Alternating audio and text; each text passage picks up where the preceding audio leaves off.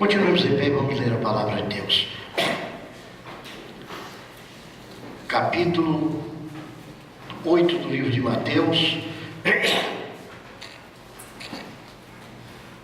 versículo 14 a 22. A palavra de Deus diz assim: E Jesus, entrando na casa de Pedro, viu que a sogra deste estava jazendo com febre, e tocou-lhe na mão, e a febre deixou, e levantou-se e serviu-os. E chegada a tarde, trouxeram muitos endemoniados, e com a sua palavra expulsou deles os espíritos, e curou todos que estavam enfermos, para que se cumprisse que fora dito pelo profeta Isaías, que diz: Ele tomou sobre si as nossas enfermidades e levou as nossas doenças. E Jesus, vendo em torno de si uma grande multidão, ordenou que passassem para a banda da além. E aproximando-se dele, um escriba disse: Mestre,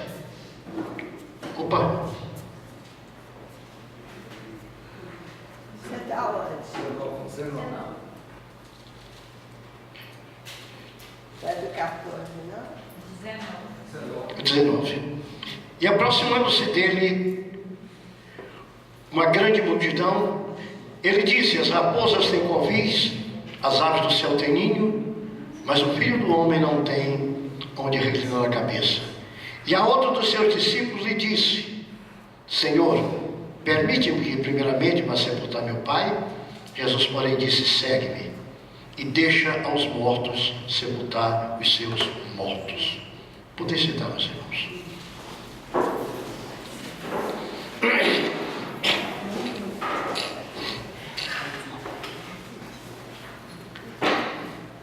Nós temos estudado agora acerca de Jesus realizando milagres. E cada milagre de Jesus, nós aprendemos mais uma coisa especial para a nossa vida e para a aplicação na obra de Deus. Vimos no primeiro caso que estudamos, o leproso purificado. Eu vou repetir sempre, porque eu quero que isso fique gravado mesmo na nossa mente, que aquele homem foi quem clamou por Jesus, foi quem correu atrás de Jesus, e o Senhor curou aquele homem pela sua misericórdia, exatamente quando ele disse que queria ser limpo se o Senhor quisesse. Aqui nós vemos o seguinte, que a cura, o milagre se dá não pela vontade do homem, mas pela vontade de Deus. E quando nós reconhecemos a soberania de Deus, Deus age. Aquele homem não disse: Senhor, tu tens que me curar. Então nós vemos que é diferente a pregação do Evangelho, que muita gente faz, do Evangelho de Jesus Cristo. Porque nós vemos hoje em dia as pessoas dizerem: olha, Senhor, essa pessoa tem que ser curada. E a pessoa diz: Senhor, tem que ser curado. Como que Jesus fosse subordinado a alguém, fosse dominado por alguém. Estou repetindo enquanto falar em milagre muitas coisas, que eu quero que fique gravado, porque vocês vão ouvir muitas mensagens, vocês vão ouvir pregações, vocês vão ver ações de pessoas em milagres, e vocês vão ver a desconformidade com a palavra de Deus. E tudo aquilo que é desconforme com a palavra é trazido por um falso profeta, é uma falsa mensagem, é uma coisa diabólica. Não interessa se o milagre aconteça ou não aconteça. Então esse leproso, ele disse para Jesus: Senhor, se tu quiseres, tu tens poder para me tornar limpo. Então no caso do leproso a gente vê o seguinte, que nós devemos colocar em primeiro lugar a vontade de Deus e reconhecer o poder de Deus. Ele faz o que Ele quer. Não somos nós que determinamos, o Senhor faz. Quando o homem abriu o coração daquele jeito, o Senhor fala para ele: quero ser limpo. Ele ficou bom. No segundo milagre do centurião de Cafarnaum, nós já vimos uma forma diferente de Jesus curar. O Senhor não estava vendo aquela pessoa. Alguém da sua casa, que era um centurião, que era o seu senhor, foi onde estava Jesus e disse: na minha casa tem alguém doente, paralítico e totalmente, meu criado já é um paralítico e violentamente atormentado. Não é endemoniado, é atormentado. Se desta noite der tempo, eu vou falar sobre o que é uma possessão e o que é uma pessoa atormentada e o que é uma pessoa possessa. Que aqui não pode ser uma diferença muito grande. Vocês vão entender que uma coisa acontece, não acontece com o crente, mas a outra pode acontecer. Então continuemos aqui.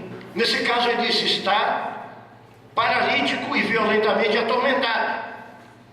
Jesus olha para ele e diz assim: eu irei, eu vou curar. Aquele homem não pediu para Jesus ir à casa dele, entende? Aquele homem narrou o fato para Jesus. Veja bem, aquele homem narrou o fato para Jesus. Quando Jesus disse: eu vou e curo, ele disse: eu acredito no teu poder, porque eu também tenho poder. Digo a este vai, ele vai, digo aquele vem, ele vem. Eu sou um homem sob autoridade, tenho pessoas debaixo da minha autoridade, e eu ordeno e paz, e eu acredito da mesma forma que tua autoridade é sobre todos. Tu pode dizer uma palavra e meu criado ficar curado. Vocês vão ouvir muita pregação que as pessoas dizem que Jesus não foi à casa daquele homem perdeu muita coisa. Mas você vai ver o fato histórico da época, não está na lei, mas está na tradição judaica, que os judeus tinham muito mais tradições do que lei. Jesus lhes disse: vós invalidais a lei com as vossas tradições. Tradição até mesmo que quando a Bíblia manda honrar o pai e a mãe, eles diziam: aquilo que você tem que levar para o seu pai e sua mãe, diga que é corban, diga que é coisa sagrada, ofereça a Deus, mas não leve. Jesus disse: vós invalidais o mandamento de Deus com as vossas tradições. Não estou dizendo aqui que a tradição desse texto é certa ou é errada, mas havia a tradição que o judeu não entrava na casa do gentio, porque ele se tornava impuro. E aquele homem, quando disse para Jesus que não queria que Jesus fosse à sua casa, ele estava respeitando uma condição judaica, respeitando uma condição judaica. Só que Jesus olha para aquele homem e diz: olha, eu não encontrei fé tão grande em Israel, vai que teu criado está curado.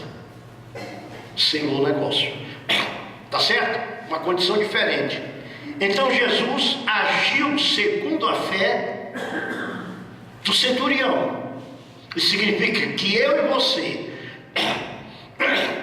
se tivermos uma pessoa que está enferma longe daqui, e nós acreditarmos de todo o coração que o Senhor pode curar aquela pessoa através da nossa oração ou do nosso pedido a Jesus, que oração é um pedido a Jesus, o Senhor cura. É um outro tipo de fé. Agora, esta noite nós começamos, em primeiro lugar, versículo 14, diz que Jesus, entrando na casa de Pedro, viu a sogra dele jazendo com febre. Em primeiro lugar, esse texto bíblico desmente uma tradição católica romana, que dizem que Pedro foi papa e não era casado. Só se rasgar a Bíblia. Porque se Pedro tinha sogra, só quem tem sogra é casado. O único homem que foi casado e não tinha sogra era Adão.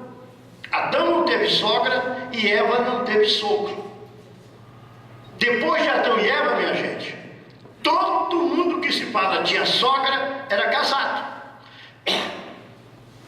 E aqui a Bíblia mostra que entrando na casa de Pedro, A sogra de Pedro morava com Pedro, pelo jeito aqui, né? Viu a sogra de Pedro com febre. Quem pediu para Jesus curar a sogra de Pedro? Ninguém. Você pode estar enfermo e ninguém pedir Jesus te curar. Você tem que ter uma vida com Deus. Quem era Pedro? Pedro era um seguidor de Cristo, era um discípulo de Jesus. Pedro era aquele a quem Jesus confiaria mais tarde a direção da sua igreja.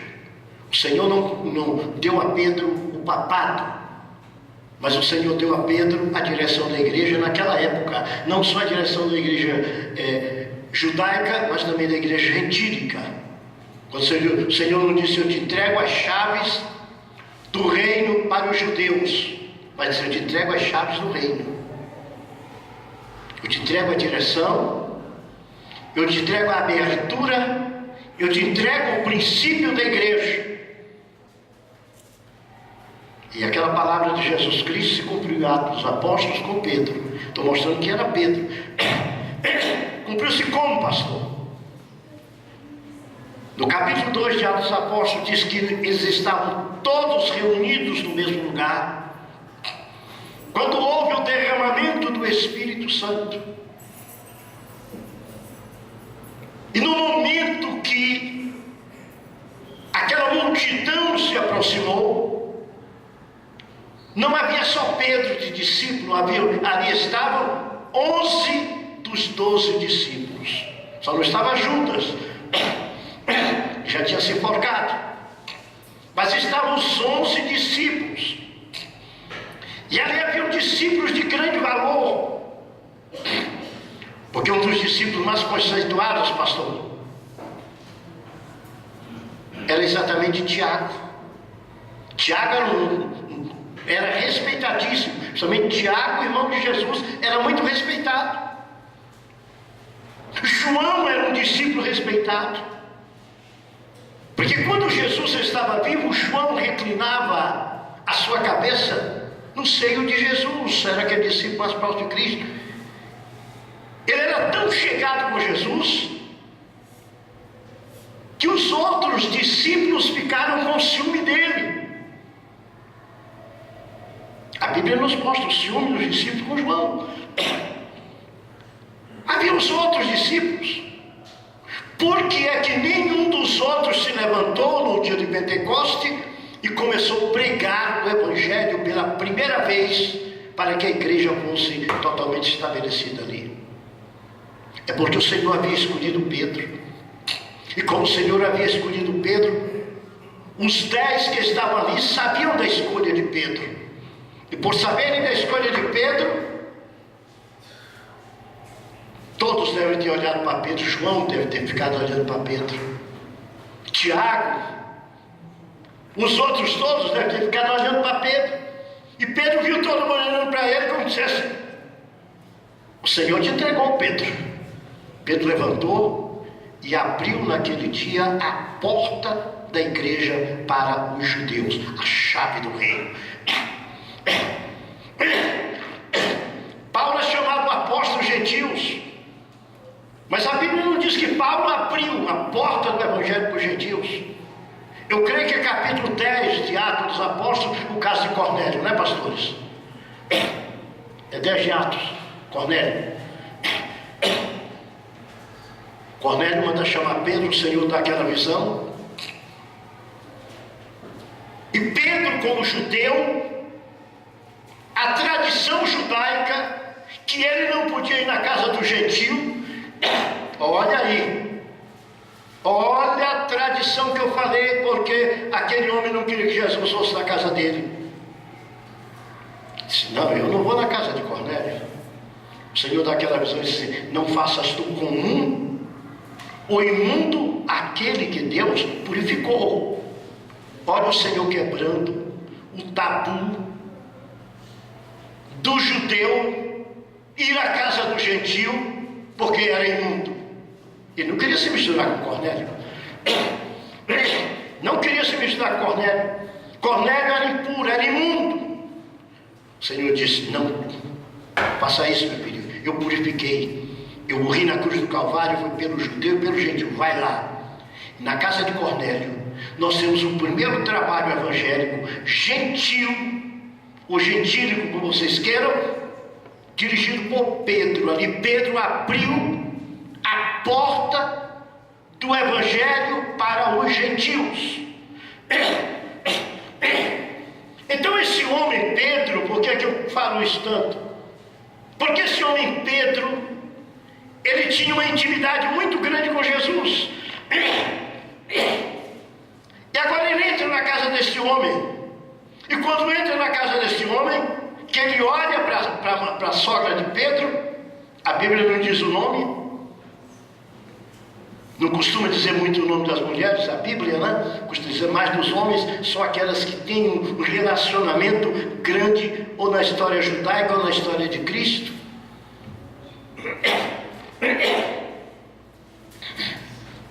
Jesus vê aquela mulher enferma e ninguém pede. Você quer que Jesus haja na sua casa? Você está tendo problemas na sua casa? Você está tendo enfermidades na sua casa? Você está tendo necessidades na sua casa? Crie um relacionamento um pouco maior com Jesus. As pessoas querem receber coisas de Jesus, mas não querem ter um relacionamento íntimo com Jesus. Se um amigo seu, você chega na casa de um amigo seu, e você nota que ele não tem como te dar um café, ou você tem intimidade com a pessoa, e você chega naquela casa, é hora quase de almoço, e você vê que o pessoal fica agoniado dentro de casa, e você nota que não tem nada. O que você faz? Você sai, vai comprar alguma coisa e traz. Você faz, até não nota. Você traz: não, eu queria comer isso aqui hoje. Já fizemos isso algumas vezes, né, Lorete? Chega em casa de pessoas íntimas, mas íntimas mesmo. Gente do peito, gente que você chega aí, mostra a fartura. E de repente você chega e você olha assim, e você vê que houve um constrangimento. Então a gente brincava, dava aquela saída, e olha, eu quero comer isso aqui hoje. Mas aquilo aí estava. Do jeito que eles tratavam a gente tão bem, e a gente sentia que não estavam podendo fazer aquilo que fazia, a gente resolvia fazer aquilo como se não tivesse nem tido conhecimento. Quanto mais Jesus tem conhecimento de tudo. Você quer ver mudarem as coisas na tua vida, mudarem as coisas na tua casa, mudarem as coisas na tua família, mudarem os seus negócios, mudar tudo na tua vida?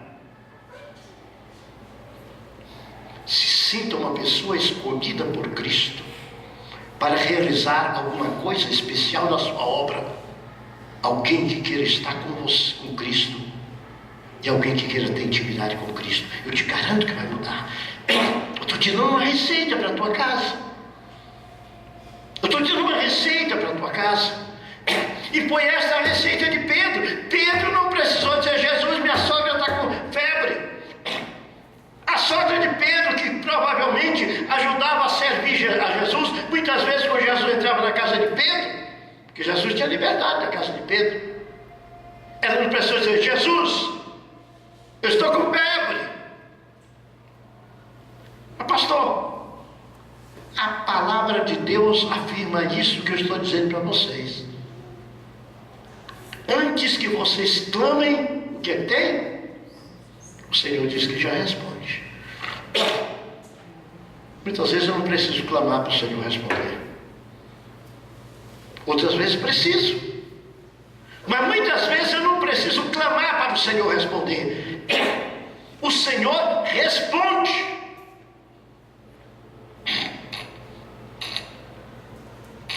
Porque Ele conhece o nosso coração. Ele conhece as nossas atitudes para com Ele. Ele conhece a nossa vida para com Ele. Ele sabe se nós somos capazes, vou usar uma linguagem fula, de topar qualquer parada por Jesus. Sabe que tem gente que topa qualquer parada por Jesus, né? Não está esquentando se vai viver, se vai morrer, se vai perder, se vai ganhar. É Jesus e acabou. São aqueles que ouviram quando Jesus disse: se alguém quer ser meu discípulo, negue-se a si mesmo. É o que Jesus vai dizer nos versículos depois, não é? Eu vou sepultar meu pai, eu vou não sei o que. Ele disse: olha, deixa os mortos sepultar os seus mortos, vem tu e segue-me. Sei que não vou chegar lá hoje, mas só vai dar um toquezinho aqui. Então a Bíblia diz que Jesus entrou, tocou-lhe na mão e a febre deixou, levantou-se e serviu. Engraçado, Jesus não disse: sai febre.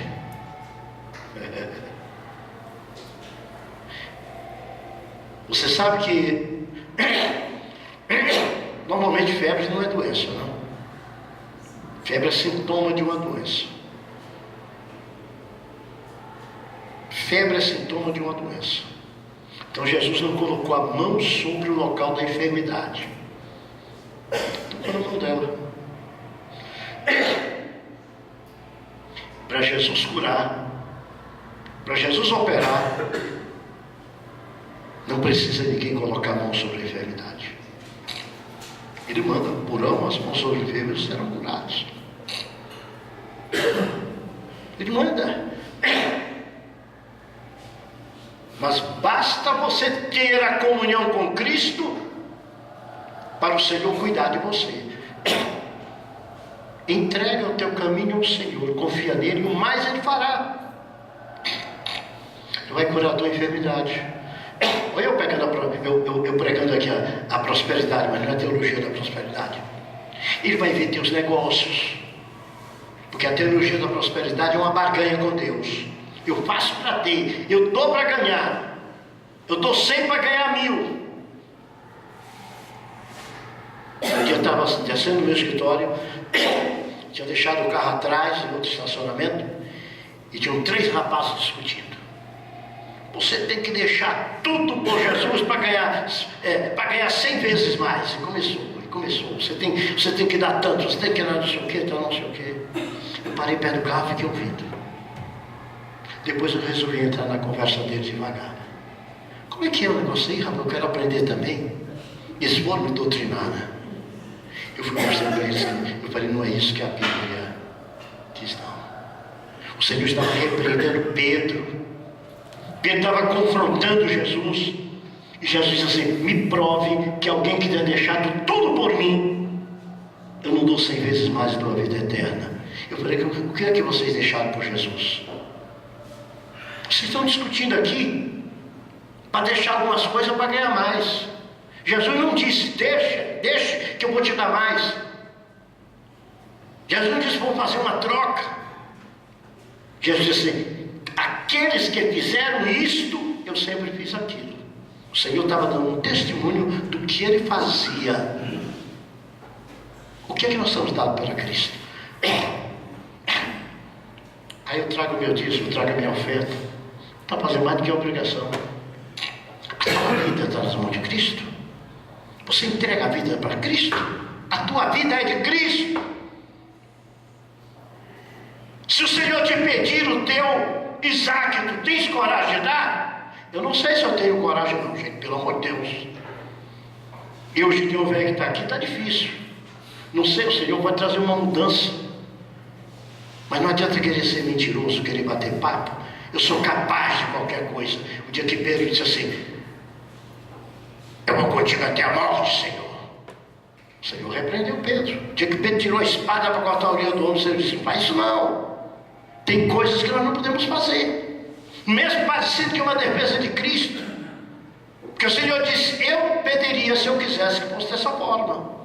Então existe uma realidade espiritual dentro de alguns fatos que nós temos que começar a entender. Nós temos que crescer espiritualmente, igreja. Nós não podemos ser meninos a vida toda, levados por todo vento de doutrina, enganados com todas as palavras. Que as pessoas são enganadas porque querem. São enganadas porque querem, porque não buscam a palavra. Porque pegam a palavra e criam um monte de problema na palavra, quando a palavra é uma coisa simples. Simples. Simples. A palavra é como ela é. A palavra que não está para ser traduzida. A palavra está para ser lida e aplicada na nossa vida. Essa que é a realidade. Então Jesus chegou, tocou a mão e a febre se levantou. E a febre deixou, ela levantou e passou a servir Jesus. A Bíblia está mostrando que a sogra de Pedro, ela cuidava de Jesus. Jesus chegou numa casa que tinha uma mulher que cuidava dele. E a mulher estava com febre. E ele bastou olhar para ela e tocar nela, a febre ficou boa, ela levantou e foi cuidar de Jesus. Jesus está sendo cuidado na minha casa? Jesus está sendo cuidado na tua casa? Que cuidado eu e você temos com Jesus na nossa casa? Jesus não vai comer o teu feijão, não vai comer o teu arroz, não vai beber o caldo de feijão, não vai comer a tua picanha. Mas você tem que servir a Jesus em casa. Muita gente não está servindo a Cristo na igreja porque não serve em casa. Não vê os cultos, porque em casa também não tem momento espiritual. Então não há um desejo. Nós temos desejo por aquilo que nós praticamos ativamente. Se nós deixarmos de praticar alguma coisa ativamente, nós vamos perdendo o desejo daquilo. É verdade ou não é? A vida espiritual é a mesma coisa. Entendeu, Danielzinho? À medida que nos afastamos da prática espiritual, nós vamos perdendo o desejo da prática espiritual. É a mesma coisa. Sente à mesa e cada dia vai diminuindo a sua comida uma colher. Dentro de algum tempo você não estará comendo mais nenhuma colher, porque o seu organismo já fechou. É verdade ou não é? Não precisa fazer nem... É bariátrica, é? Como é o nome? Sei lá como é que é o nome. Eu sou nortista, do interior do Brasil, lá de Capanema, no Pará, onde a gente não fala direito mesmo, né? Eu não consigo falar em local. Então tem umas palavras assim meio difíceis que eu não consigo falar. Não tem jeito de falar. Hein? Então não precisa operar o bucho. Está resolvido. Assim eu entendo mais. Começa. Se você deixar o prato de alimento de uma vez só, você vai passar mal. Mas calcule o seu prato quando você for comer. Quantas colheres de arroz? Vou falar a comida normal lá do meu norte. Quantas colheradas de feijão com jabá? A gente coloca um feijãozinho, coloca uma jabá dentro, né? Coloca um toucinhozinho, a gente chama toucinho, coloca um toucinhozinho salgado ali dentro. Ou então faz aquele feijão verde, com maxixe, abóbora dentro. Não, lá não colocava muito quiabo não, mas vamos colocar o quiabo também. E depois pega aquela farinha d'água, amassa assim na mão, faz o capitão, molha aqui no molho e come. Quem já comeu capitão aqui? Tu é de onde? Hein? Mas em Minas tem capitão também? Eu aprendi a comer capitão quando era Bernardina. Ah, mas a Bernardina parece que era paraibana, não era? Era rio-grandense. Tá certo. Meu pai era do Rio Grande do Norte também. Aí tá certo. Você aprendeu com a Bernardina. Bernardina era rio-grandense. Ela fazia, amassava assim. Amassava, colocar farinha. A gente faz aquele molho com o caldo do feijão mesmo. Corta a cebolinha verde dentro, né? Coloca a pimenta. Você amassa aqui, vai molhando. Coisa boa, né? Então, calcule direitinho. precisa ser todo dia. De 3 em 3 dias, diminui uma colher. Seu organismo vai diminuindo. Aí você não fica gordinho assim como é Luiz, não. Você vai acabar. Passado um certo tempo, você não consegue comer mais. Vai fechando tudo, né, Joraci? Fechando tudo. Até a passagem aqui vai fechando. Conheci já pessoas que não conseguiam mais deglutir nada. A mesma coisa é a vida espiritual. O crente deixa de frequentar os cultos. Começa a não ver os cultos de oração. Não vem isso, não vem aquilo. Ele vai diminuindo o apetite espiritual. Até que chega uma hora que o intestino espiritual fechou. Viu, Geré? Fechou. E quando fecha, meu filho, tem que ser uma operação muito boa para abrir. E a pessoa sofre quando é uma operação. Por isso que as pessoas, quando vão se afastando de Deus, devagar, e conseguem se afastar, para voltar é difícil. É uma luta. Porque tem males que não tem mais cura. Jesus cura uma mulher. E a Bíblia me autoriza a dizer que curou aquela mulher sem ela pedir, porque ela servia a Jesus na casa dela também. Porque na hora que Jesus curou, qual foi a primeira atitude que ela fez? Não sei que se lá tinha cozinha, era um aberto só como os judeus tinham nos locais, né? Eu sei que ela foi servir Jesus. Jesus chegou a fazer a comidinha gostosa dele. Vou fazer o que ele gosta. Quando Jesus entra na sua casa, faça o que Jesus gosta. Comece a fazer o que Jesus gosta quando Jesus entra na sua casa. Versículo 16. Chegada a tarde, aqui nós vamos encontrar também algumas coisas diferentes do que se prega e que se faz. Nos milagres nós vamos extrair verdades doutrinárias, ensinamentos doutrinários. Que falta a quarta-feira pode falar muita besteira. Desculpa a pretensão. A gente lê aqui, tá tudo bem, não tá? Vou mostrar para vocês. E chegada a tarde, trouxeram muitos endemoniados, e com ele e com a sua palavra expulsou deles os espíritos e curou os que estavam enfermos. Trouxeram-lhe o quê? Endemoniados.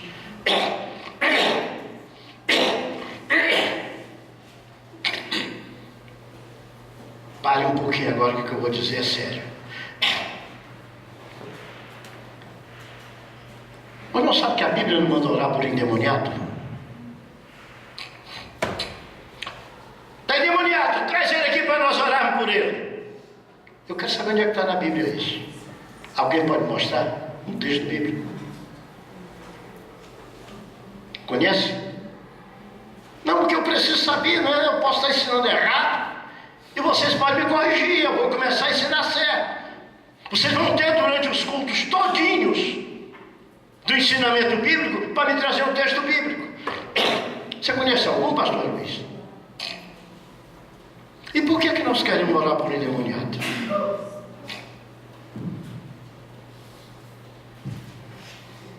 O que a oração tem a ver com demônio? Oração tem a ver com demônio, sim. Jesus disse que tem casta de demônio que para a pessoa expulsar tem que estar em jejum e oração, mas não orar pelo endemoniado. Aquele endemoniado, quando Jesus desceu do monte, Senhor, trouxe, teus discípulos não conseguem expulsar. Até quando eu sofrerei porvosco? Essa casta de demônio, vocês têm que estar em jejum e oração, gente. Isso significa que eu e você, entendeu, Jussara? Eu e você temos que ter uma vida em jejum e oração. Não significa que eu esteja todo dia em jejum, mas significa que todo dia eu estou em oração. Porque Jesus, a Bíblia manda o quê? Orai sem cessar. Você vai andando na rua, está orando. Você está dirigindo seu carro, está orando. Está no seu trabalho, está orando. teu espírito se acostuma com a oração. Você vai ficar de um jeito que você está dormindo e sem querer o teu espírito está orando. Você passa a ter uma comunhão íntima com Deus. É orar e sem cessar. As pessoas não conseguem nem vir à igreja para orar um pouquinho, quanto mais parar o tempo todo. Não é Zuíta? Zuíta não.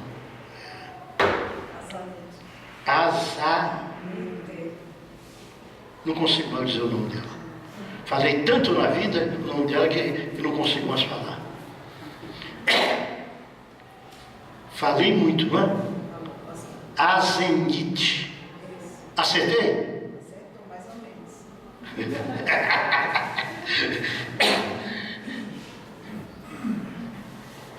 Como é que está a minha vida em oração? Eu não estou falando a minha vida de oração, eu estou falando a minha vida em oração.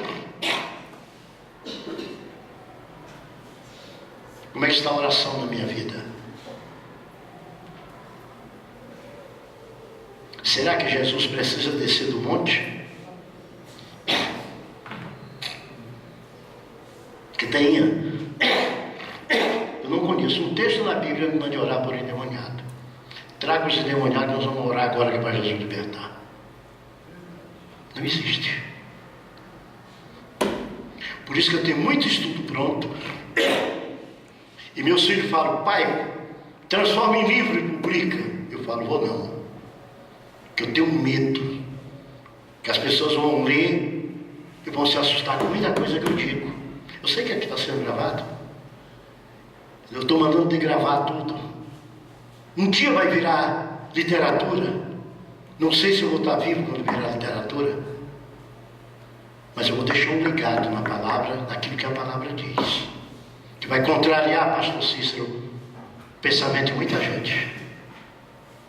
Mas as pessoas que leram e conferiram a Bíblia não ficarão confundidos. Então a Bíblia não me manda orar por endemoniado. A Bíblia diz que Jesus expulsou deles os espíritos. Expulsar é dizer o quê? Sai. Jesus manda em Marcos 16,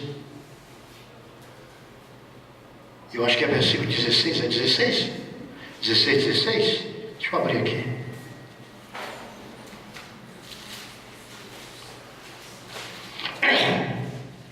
Marcos 16, 17. Estes sinais seguirão aos que creem. Em meu nome,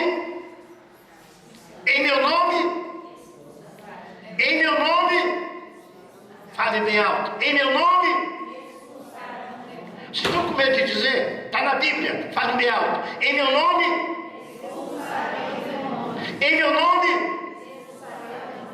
Em meu nome expulsarão os demônios.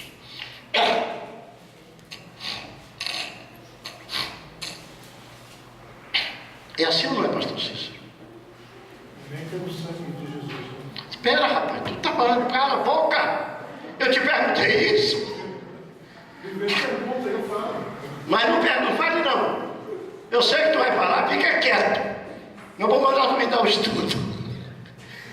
Outra coisa também que é usada errada para expulsar demônio: o sangue de Jesus. Eu vi desde pequeno, se usar o sangue de Jesus, gritar para demônio: sangue de Jesus tem poder, sai demônio, sangue de Jesus tem poder. É a tradição, não é assim? Não é que a gente vê desde pequeno? Agora, quem é eu, Gideão, para quebrar a tradição? Por isso que eu digo, se eu escrever, eu estou no doido. Quem é eu, Gideão, para quebrar a tradição? Mas algum doido vai pegar isso aí e vai publicar. Quando o dia que der gravar, vai ter coragem de publicar. Porque na maioria das igrejas pentecostais e neopentecostais, e na hora de expulsar demônio, eles gritam o sangue de Jesus. O sangue de Jesus é para purificar pecado. O sangue de Jesus é para que os nossos pecados sejam perdoados, os nossos pecados sejam purificados. A Bíblia diz que nós somos purificados pelo sangue de Jesus. Tem gente que blasfema qualquer coisa que diz sangue de Jesus. Já viu isso? Por que qualquer coisa não diz glória a Jesus, aleluia, Senhor? Não diga só aleluia, diga aleluia, Senhor. Para saber quem é, para quem está dando aleluia, né? Que pode estar dando aleluia para qualquer outro, qualquer. Então, quando você gritar aleluia, diga aleluia ao Senhor. Não é aleluia, Senhor. Aleluia ao Senhor. Aleluia ao Senhor. Glória a Jesus. Mas qualquer coisa, sangue de Jesus tem poder. Para com isso. Sangue de Jesus tem poder para perdoar pecado. Por isso que eu disse, dentro dos milagres nós vamos aprender. Nós vamos aprender com o dono do milagre, que é Jesus Cristo. Eu garanto que muitos que estão aqui já viram e ouviram o que eu estou falando se acontecer dentro de igrejas. Só que o pessoal do Brasil para Cristo, que assiste os cultos de doutrina, ele não suporta ficar em lugar nenhum. Mas não suporta mesmo, porque a palavra é aberta. E não é da agora não. Quando você era menino era a mesma coisa, né, Daniel? Mesma palavra. Aqui tem gente que era menino aqui, mesmo jeito, não muda. Então veja que é muito interessante. Jesus, a Bíblia diz que chegando Jesus, onde estavam os endemoniados, pela palavra expulsou. Então, como é que se expulsa demônio? Pela palavra. Você pode olhar e dizer assim: olha, demônio, está escrito na palavra de Deus. Jesus disse que no nome dele os demônios são expulsos. Sai, demônio, em nome de Jesus. Aí você se lembra, o apóstolo Paulo, escrevendo, disse: não existe nenhum nome maior do que o nome de Jesus, nos céus, na terra, nem debaixo da terra. Porque ao nome de Jesus Cristo se dobrem todos os joelhos e toda a língua confessa que Jesus Cristo é o Senhor. Até o diabo confessa que Jesus Cristo é o Senhor. Você vai ver, quando nós estudarmos adiante o milagre, quando o Senhor libertou os gadarenos ou gesarenos, você vai ver exatamente o que eu estou te dizendo agora. Ao nome de Jesus se dobrem todos os joelhos que estão nos céus, na terra e debaixo da terra. Até os joelhos do diabo, de Satanás. Os joelhos de todos os demônios. Não sei se demônio tem joelho, mas quando eu digo joelho, eu quero dizer o seguinte: eles estarão prostrados diante do Senhor. Tá certo? Então nós usamos de uma forma para que entendamos. Já pensou o diabo de joelho? Uns desenham o diabo como um bode, com os dedos, as patas para trás, né? Chifrudo. Não, o diabo é muito bonito. O diabo é o cara mais bonito que tem, segundo a Bíblia. Segundo a Bíblia, é o cara um dos caras mais poderosos que tem, segundo a Bíblia. Mas existe um nome que ele obedece, que é o nome de Jesus. Porque o próprio Jesus Cristo diz, no último capítulo de Mateus, no último versículo, diz: todo o poder me é dado no céu e na terra. E acabou, fechou todo o poder, não tem sobra nenhuma mais. Então veja, expulsou deles os espíritos e curou todos os que estavam enfermos.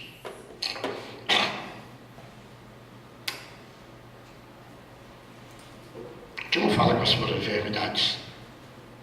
Devia ter coxo, devia ter cego. Tiver todo tipo de doença ali, mas que estava ali era a fonte da vida, que é Jesus Cristo. Ele curou todos os enfermos. E de repente a palavra nos leva para a palavra, no versículo 17, nos leva ao capítulo 53 de Isaías, para que se cumprisse o que disse o profeta Isaías: tomou sobre si as nossas enfermidades e levou as nossas doenças. Aprendemos mais uma coisa no milagre de Jesus hoje? Aprendemos? Demônios se expulsam em nome de Jesus. Mas pastor, olha gente, em primeiro lugar nós temos que estar na presença de Deus. Segundo lugar, vão aparecer demônios que não saem com um soprinho qualquer. O Senhor está nos repreendendo com a palavra assim: está faltando jejum e oração. Não é por eu ser pastor, não é pelo Lutero ser pastor, é Luiz ser pastor, Cícero ser pastor, Elias, João, Téa, Elias, não é pelas pastoras que estão aqui, são pastoras. Não é que nós teremos poder sobre os demônios. Quem tem poder sobre os demônios é o nome de Jesus. Mesmo que eu esteja em jejum e oração, mesmo que eu esteja na presença de Deus, se olhar para o demônio e dizer assim: demônio, sai! Eu estou te mandando, sai! Ele pode não sair. Agora, se eu estiver na presença de Deus, eu tenho autoridade para usar o nome de Jesus. Você lembra Pedro, chegando na hora da oração, capítulo 5 de Atos ou 3? Me ajuda, gente. A cura do coxo é Atos 3, não é? É 3 ou é 5? Eu acho que é 3. Não tenho cabeça para estar decorando tudo, não. Capítulo 3. Pedro e João subiram juntos ao templo à hora da oração, a 9. Esses homens estavam indo para quê? Para orar. O judeu orava 3 vezes por dia, no mínimo. Era trazido um varão que desde o ventre de sua mãe era coxo, o qual todos os dias punha a porta do templo chamada Formosa para pedir esmola aos que entravam. Como Deus opera? Pastor Cícero, aquele homem não foi atrás de cura. Aquele homem não foi para a reunião de milagres, pastor Elias. Ele foi para pedir esmola. Vocês estão vendo como eu encaro milagre? Eu sou um pregador de milagre. Eu prego milagre. Eu vejo Jesus fazer milagre. Mas eu não creio como muita gente crê. Eu creio de uma forma diferente como Jesus trabalha. Eu tenho que fazer o que Jesus manda e acreditar que Jesus está em mim. Porque se Ele estiver em mim, eu posso usar a palavra dele. Se vós estiverdes em mim, a minha palavra estiver em vós, pedireis tudo o que quiserdes ao Pai, pois será feito. E olha a expressão de Pedro aqui: trazendo um varão coxo desde o ventre de sua mãe, o qual todos os dias punham a porta do templo, chamado Formosa, para pedir esmola aos que entravam. Esse homem não foi para ser curado, Daniel. Ele foi para pedir esmola. Esse homem não tinha esperança de cura. Ele era coxo desde o ventre. Muitas pessoas deviam ter dito para ele: olha, essa é a tua sina. Talvez até um pessoal que gosta de uma tal de karma, né? Isso é teu karma, rapaz. Teu karma é ser aleijado na porta do templo pedindo esmola. Só que ele encontra homens diferentes, homens que tinham o nome de Jesus. É isso que você tem que ter, o nome de Jesus, que Jesus no coração. E olha aqui: o qual, vendo a Pedro e João que iam entrando no templo, pediu que lhes desse uma esmola. Oh, esses são os 2 apóstolos do homem. Teve aquela festa muito grande aí do Pentecostes, não sei quantas mil pessoas, ele deve estar cheio de grana. Então esse não dá uma esmola grande. Só que ele não era o Valdomiro, nem o Edir Macedo. Jesus está gravando, não tem nada não. Porque eles disseram o seguinte: e Pedro com João, fitando os olhos nele, disse: olha para nós. Acaba de chegou a hora de eu encher o bolso agora. E olhou para eles, esperando receber deles alguma coisa, e disse: Pedro, eu não tenho prata, eu não tenho ouro, mas o que eu tenho, isso te dou. Em nome de Jesus Nazareno, levanta-te e anda. Pedro tinha Jesus. Eu respeito Pedro, essa intimidade que ele tinha com Cristo. Esse homem que fracassou e o Senhor levantou, ele tinha intimidade com Cristo, ele tinha Jesus, ele tinha a força de Cristo na sua vida. Eu não tenho prata, eu não tenho ouro, mas o que eu tenho eu vou te dar. O que Jesus disse? Em meu nome vocês vão curar enfermos. Ele pegou essa palavra de Jesus e disse: é minha. Aquilo que Jesus disse para você, toma posse. Nessa história, toma posse de promessas de não sei o que. Não, toma posse da palavra de Deus, deixando ela entrar na tua vida e dominando você. Deixa Jesus tomar conta de ti. Porque a hora que Cristo tomar conta de ti, você pode usar o nome de Jesus. Em nome de Jesus.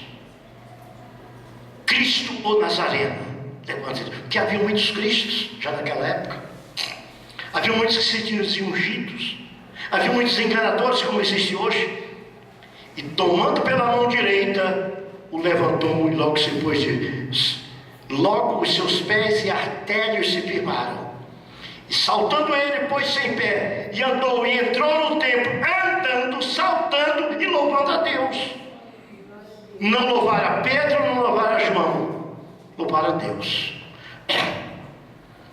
Então nós aprendemos hoje como expulsar demônios e como curar enfermidades. A hora que você vê alguém fazendo de forma diferente, não é a forma que o Senhor ensinou na Bíblia. Jussara que me disse que está assustada aqui nessa igreja.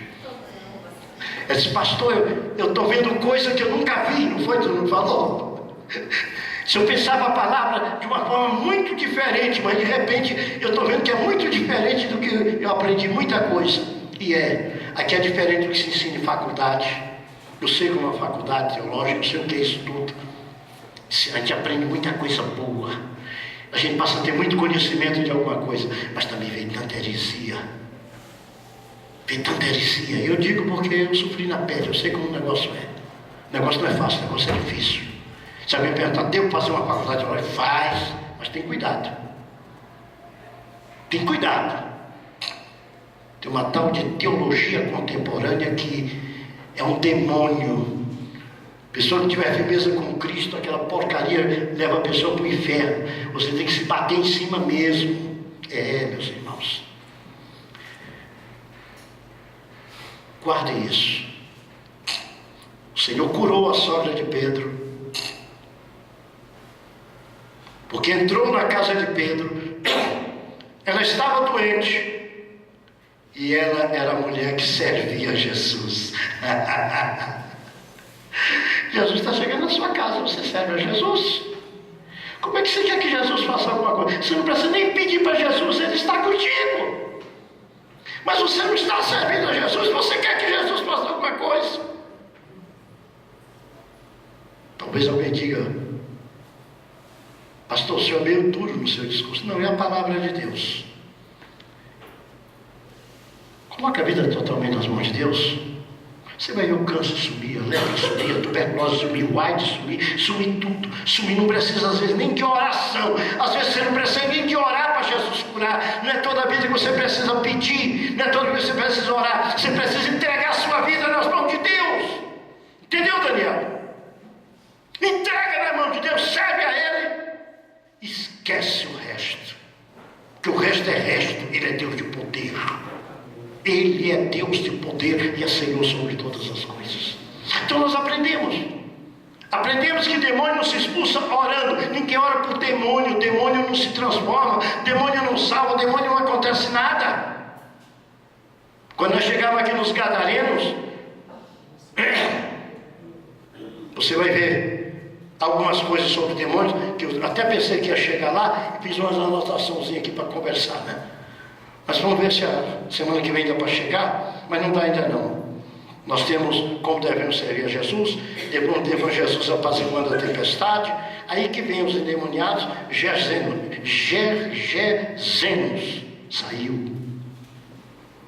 saiu. Paulo 17. Hein? O versículo 17.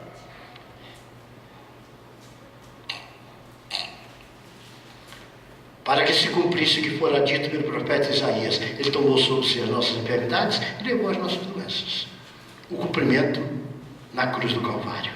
Amém? Quarta-feira, permitindo Deus, tem mais. Irmãos, pode jogar.